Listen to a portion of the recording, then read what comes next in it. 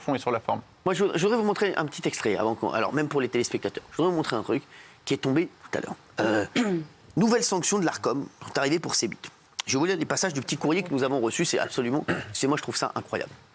Lors de l'émission Paf avec Baba, ouvert à tous, diffusée le 1er décembre dernier, Cyril Hanouna complimente les chaussures du chroniqueur Sacha Elbaz. 2 plans serrés sur les chaussures sont réalisés. Le premier de 7 secondes, le second de 2 secondes. Si le nom de cette marque n'est cité à aucun moment, l'animateur tient des propos élogieux sur les chaussures. Elles sont pas mal tes choses. Lors de l'émission Face à Hanouna du 4 février 2024, durant toute la séquence Face à X, le logo du réseau social X apparaît sous une forme inversée en haut à gauche de l'écran, ainsi que de manière ponctuelle sur l'écran situé derrière Hanouna.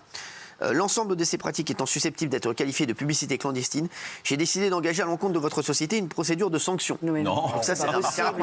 Mais j'espère, et je vais vous montrer un truc, moi c'est ce qui est fou, c'est la semaine dernière, Yann Barthès portait lors de la commission donc un polaire kaki, une polaire kaki avec une marque bien connue, et son chroniqueur mode Marc Boger est revenu sur toute l'histoire de cette marque le soir même. Regardez bien, et à mon avis, le problème qu'il va y avoir, c'est qu'ils vont nous attaquer, nous. C'est ça qui est fou, parce qu'on a diffusé des images de quotidien. Regardez. Eh ben Yann, j'ai surtout vu une polaire, le vêtement de la semaine, en l'occurrence ta polaire portée devant la commission parlementaire. Ouais. Mercredi, une polaire de la marque Carhartt, le modèle Prentice qui a fait l'unanimité. Allez, j'adore ma polaire. Elle est super, elle est super. Allez, je vous emmerde. En anglais. Excusez-moi, juste c'est incroyable. C'est une injustice. Je n'ai pas demandé au président de la commission de réagir là-dessus, mais je dois voir ça. C'est une injustice. Les quotidiens, ils le font tous les soirs en plus. Alors parfois ils citent la marque, parfois ils la citent pas. On voit les logos en énorme, c'est n'importe quoi. Il y a une malhonnêteté qui est terrible, je trouve, c'est quand ils parlent de publicité clandestine. Publicité clandestine, ça veut dire quoi? Qu'on perçoit de l'argent pour faire la promotion d'une marque et qu'on ne le dit pas? Évidemment que non. Dans toutes les marques, on voit des logos, des gros crocodiles, des gros trucs, personne ne dit rien. Dans leur propre commission, on voit, d'ailleurs, enfin je sais pas ce que vous en pensez, mais on voit les logos cristallines, on voit le logo de la polaire. Et là, pour un demi-logo qu'on voit sur un plan de coupe, on se Non mais il y a deux choses qui vont pas, pardon, mais là, c'est un plan de 9 secondes. 9 secondes, tu clignes des yeux, tu le vois pas. Enfin voilà, premièrement. Donc ça interroge sur le fait que, je répète encore une fois, mais l'Arcom, elle est saisie par qui? Par les gens qui... Mais qui sont ces gens? Moi, j'aimerais bien savoir. Parfois, il y a des téléspectateurs de bonne foi, mais parfois, il y a aussi de la concurrence qui a juste envie qu'on se prenne des amendes. Donc ça, c'est une vraie question. Est-ce qu'elle ne peut pas s'auto-saisir? Et puis, pourquoi elle s'auto-saisit parfois, elle ne s'auto-saisit pas d'autres fois? Pourquoi elle répond à des demandes de certains et pas d'autres, etc. Et puis, deuxième chose, dans la séquence Face à X, c'est pas parce qu'on parle d'éléments sur Twitter qu'on fait la promo de Twitter. Quand on parle de TF1, on ne fait pas forcément de la promo de TF1. Ou quand on parle de France Télé, on ne fait pas la promo de France Télé. Donc, il y a une question de fond et de forme. On a reçu ça aujourd'hui, c'est incroyable. Est-ce que vous avez d'autres questions? Est-ce que vous avez des questions pour le président? Oui, Kelly. J'aurais voulu savoir comment se fait-il qu'il y ait une différence de temps d'audition entre les animateurs? Ouais, c'est ça. On va dire que déjà, il y avait une limite horaire pour chacune des auditions et à la fin des questions, effectivement, ça prenait fin. C'était lié aux demandes, on va dire, des différents orateurs des groupes, c'est-à-dire demandes d'intervention, demandes de questions, pour ne pas avoir l'impression de trop restreindre. Effectivement, il y avait peut-être plus de sujets vis-à-vis des sanctions sur cette émission que sur d'autres. Donc voilà, on avait fait le choix, on va dire, de prendre le temps, d'aborder les choses dans le fond. Et d'ailleurs, je pense que c'est toujours mieux pour les auditionniers de prendre le temps, parce qu'on voit bien que lorsqu'on accélère un petit peu les auditions, ça se retourne toujours contre eux. Okay, mais il n'y a pas de, en tout cas, il n'y a pas de principe, en tout cas, de déloyal. À aucun moment on s'est dit, en tout cas moi, en tout cas dans ma présidence, à aucun moment je me suis dit qu'une chaîne, un animateur ou un programme de télévision était la cible. Moi vraiment, c'est le rôle, c'est de protéger le cadre et le cadre seulement.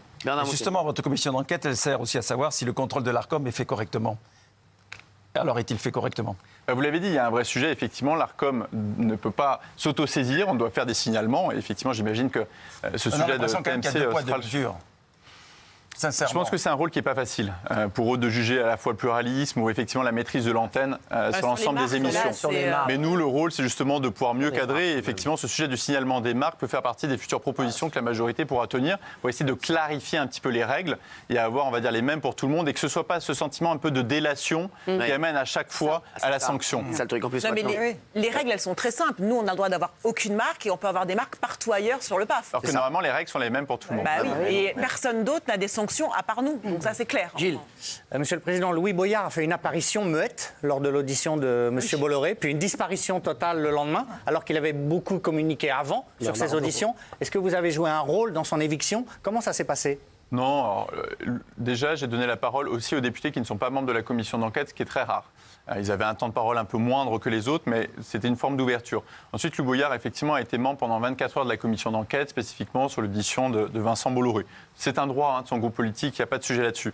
Sauf qu'effectivement, c'était une audition qui était limitée dans le temps. Donc j'ai donné la parole d'abord à un membre de chaque groupe politique pour qu'il y ait l'équité. Et ensuite, selon les poids des groupes politiques, j'ai redonné la parole, sauf que j'ai effectivement donné la priorité à ceux qui sont membres du bureau de la commission d'enquête et ensuite aux membres du groupe de la France Insoumise qui viennent régulièrement. Parce que la réalité, c'est que si je donnais à celui qui venait juste pour 24 heures faire son coup d'éclat annoncé juste avant, en fait, tous ses amis de son groupe seraient venus m'attraper dans les couloirs pour me dire t'es gentil, mais nous, on vient tout le temps, on n'a pas la parole, lui, il est de passage et il l'a. Donc voilà, je pense que c'était le souhait de tout le monde. Après, à aucun moment, c'était mon souhait de l'empêcher de parler. D'ailleurs, je lui avais dit qu'il aurait en priorité la parole le lendemain pour l'audition de M. Cyril Hanouna, mais il n'est pas venu. Oui.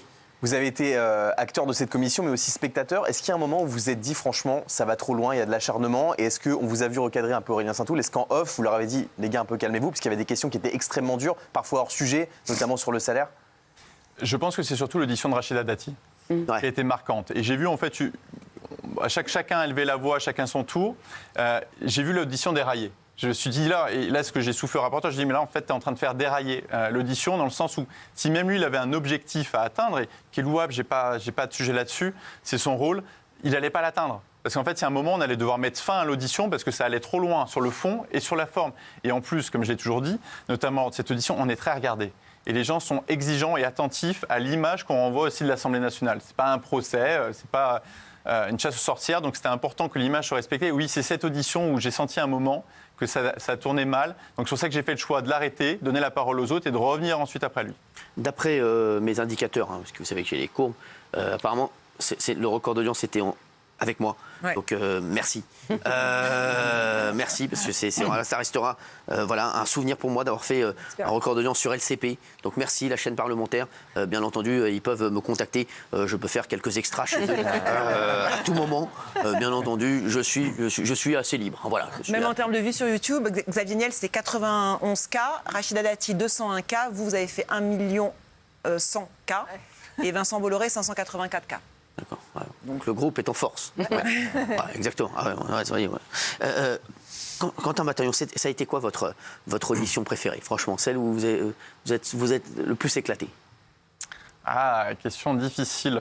Non, déjà, il faut dire qu'avant de vous voir, on avait vu l'ensemble des autres chaînes. C'est ça. On a fait des tables rondes aussi sur les sujets. Est-ce que la diversité, d'ailleurs, est vraiment présente sur l'ensemble des plateaux télévision? Est-ce que les sourds, les malentendants, est-ce que les productions audiovisuelles est au bon niveau? Et j'ai fait le choix d'avoir plutôt, on va dire, les auditions comme la vôtre à la fin, parce que j'étais assez conscient de l'émotion qu'elle allait susciter. Et donc, pour avoir des travaux les plus calmes possibles, le plus longtemps possible, on a passé tout le reste avant. Donc, on peut pas dire qu'il y a une forme de charge. Non, je pense que votre audition, elle était très attendue. Elle était importante. Je pense que beaucoup vous attendaient au tournant aussi sur la forme. Et voilà, finalement, elle a été très calme. Vous avez vu que je suis mieux habillé pendant l'audition. Joker. Joker, non, merci, ça me fait plaisir. Dites-moi, je vais vous dire, juste, est-ce que vous avez appris des choses sur l'émission? Est-ce que vous regardiez vraiment l'émission avant la commission, ou est-ce que vous y êtes plongé vraiment dedans quand vous avez été nommé président de la commission? Je vais être honnête avec vous, je la regarde plus depuis que je suis président. C'est ça, normal. Et mon regard moi-même a évolué sur l'émission. Alors, attention, je ne dis pas qu'elle est parfaite, je ne dis pas que l'ARCOM a eu tort de sanctionner, ce n'est pas du tout le sujet. D'ailleurs, je pense que ce n'est vraiment pas le rôle de parlementaire d'aller influencer une autorité indépendante. Surtout pas, je suis d'accord, oui. C'est le début de la fin. Et de la défiance. Mais ce qui est très intéressant en fait, dans cette émission, c'est que, tout le monde a la parole. Il y a plusieurs avis différents, ce qui n'est pas forcément le cas partout. Et ensuite, ce qui est plutôt impressionnant, c'est en fait à quel point on peut voir justement les sujets qui montent dans la société. Et l'autre élément, c'est le côté interactif. Lorsqu'on suit une émission, on a envie de la regarder le lendemain pour voir quels sont les sujets du lendemain, etc. Donc il y a une forme de communauté qui se crée assez rapidement. Vous avez envie de savoir ce qui s'est passé dans Dals. Donc voilà. Donc, ce qui est intéressant, c'est la parole à tous, et 2, effectivement, l'éventail de tous les sujets, parce qu'on l'a dit, d'ailleurs, on l'avait vu lors de l'audition de CNews. La réalité, c'est qu'aujourd'hui, les gens n'ont plus forcément besoin de la télévision, de la radio pour savoir ce qui se passe dans l'actualité. On l'a sur nos portables en temps réel. Donc qu'est-ce que la télévision et la radio va nous apporter de plus dans l'angle, dans le décryptage, dans le reportage? Et je pense qu'aussi, ce format d'infotainment entre le divertissement et l'information, même si parfois il faut clarifier ce qui fait partie de l'humour, de la politique ou de l'information, c'est-à-dire éclairer mais ne jamais infantiliser les gens. Et ça, c'est vraiment ma ligne de liberté. On éclaire, on n'infantilise pas. On ne rentre pas dans les foyers des gens pour dire ce qui est bien, ce qui est mal. Ils le savent. Nous, notre rôle, c'est de faire respecter le cadre. Après, si les gens souhaitent changer de chaîne, ils le peuvent aussi. Donc voilà, et tous ceux qui vous regardent, je ne pense pas qu'on le font sous la force. Non. C'est bien qu'ils le souhaitent. Donc voilà, et je pense qu'il faut faire très attention parce que ce que j'ai vécu, notamment à Saint-Etienne sur le terrain en échangeant avec les gens, c'est que parfois, même si je rappelle, tout n'est pas parfait, il y a sûrement des choses à faire évoluer, le mépris que certains peuvent avoir pour votre émission, elle se reporte sur ceux qui la regardent. Et ça, c'est insupportable. Et ça, le retour que j'ai, c'est arrêter de vouloir en permanence rentrer chez nous pour dire ce qui est bien, ce qui est mal. On le sait, on a le moyen de comprendre nous-mêmes. C'est sûr. Oui. Est-ce qu'on vous reconnaît dans la rue? Est-ce que vous avez des fans? Est-ce que vous recevez des nudes?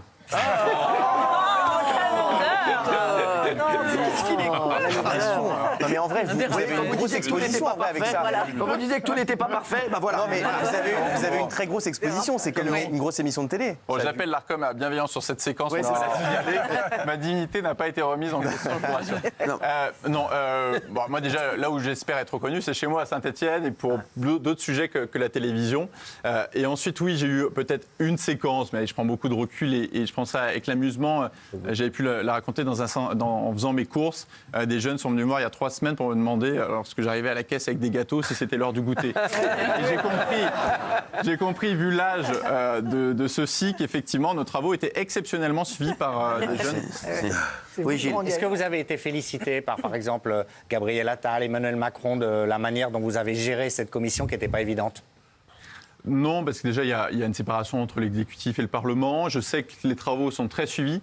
Je pense que j'aurais eu un message de la présidente de l'Assemblée nationale ou quelqu'un d'autre si ça se tournait mal. Donc le fait de n'avoir rien reçu me laisse penser que les choses ont suivi leur cours. Voilà. Est-ce que vous avez appris des choses sur l'émission aussi pendant la commission? Parce que par exemple, moi je suis sûr et certain que le rapporteur et d'autres ne savaient pas qu'on est la seule émission tous les vendredis à faire ce qu'on appelle un TPMP ouvert à tous avec un chroniqueur, voilà. Et c'est vrai que je suis sûr qu'il y en a plein qui ne le savaient pas et qui ont découvert même eux des choses par rapport à l'émission, par rapport à ce qu'on faisait dans l'émission. Il y a beaucoup de gens qui regardent aussi l'émission par le prisme des réseaux sociaux et où des gens tapent sur telle ou telle séquence. Donc forcément, quand on prend des petits passages et qu'on prend un petit passage là, un petit passage là, un petit passage là, c'est compliqué. Et je vais vous dire, nous, on n'a jamais aussi bien marché depuis la commission. On bat des records d'audience tous les jours depuis cette commission d'enquête. Donc voilà, donc on voulait quand même vous remercier. Donc vous aurez également un paquet de chocolat. Non, parce que nous ici on n'offre pas de cadeaux. C'est pas comme chez Quotidien. On n'offre pas de cadeaux dans les loges. Ouais, je vous le dis, chez Quotidien, je sais qu'on a des loges. C'est pour ça, si Quotidien veut bien m'inviter un jour, juste pour les cadeaux, franchement, ça me ferait plaisir. Oui, est-ce que vous avez d'autres questions pour moi, c'était la première commission à laquelle j'assistais, enfin par l'écran, et j'ai été étonnée. Et tout le monde l'a dit, c'était comme un procès stalinien. Il y avait des questions personnelles. On sentait de la haine parfois dans les questions. Est-ce que c'est quelque chose de courant dans les commissions? Parce qu'on peut se dire c'est que de la télé en plus comme sujet. Donc est-ce que c'est quelque chose, ce ton? Moi j'étais oppressée pendant toute la commission. Est-ce que c'est quelque chose de naturel ou est-ce que c'était exceptionnel? Oui, c'est vrai. C'est de répondre, mon avis, c'est que c'est quelque chose qui est naturel avec la France insoumise, de manière générale. On le vit dans l'hémicycle, on le vit en commission, on le vit en commission d'enquête.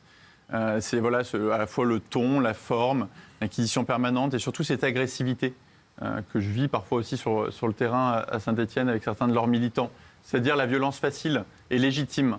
Et je pense que c'est très dangereux et c'est très dangereux pour nos institutions. Mais après, de notre côté, il y a une forme de cohérence. S'ils veulent une 6e République, ils assument vouloir détruire les institutions. Donc il n'y a rien d'illogique par leur comportement. Mais effectivement, je pense que ça contribue à séparer les gens de la politique et c'est dommage.